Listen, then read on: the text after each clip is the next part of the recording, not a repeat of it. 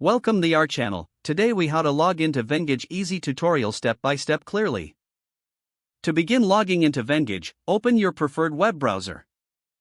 In the address bar, type in www.venngage.com and press enter. Once the page loads, look for the login button located at the top right corner of the screen. Click on the login button to proceed. You will be directed to the login page. Here, you will see two fields to fill in your credentials. In the first field, enter your registered email address. Next, move to the second field and input your password. If you wish to stay logged in, check the Remember Me option. After filling in your details, click the Login button below the password field. If you've entered the correct information, you will be taken to your Venngage. In case you forget your password, click on the Forgot Password link.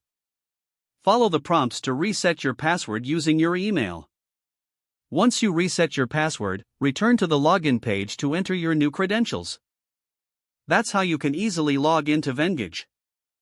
If the page does not load, refresh the browser or try again in a private or incognito window.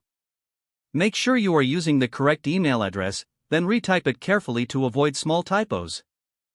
If your password is not accepted, use the reset option and create a new strong password you can remember. Check your spam folder for verification or security emails, then complete any requested confirmation steps. Enable two-factor authentication if available to improve account security and reduce unauthorized access risk. After signing in, review your profile details so your contact information and settings are accurate and current. If you see an error message, note it down and try again after restarting your device and internet connection. Log out when you finish, especially on shared devices, to keep your account and payment information secure. If the page does not load, refresh the browser or try again in a private or incognito window.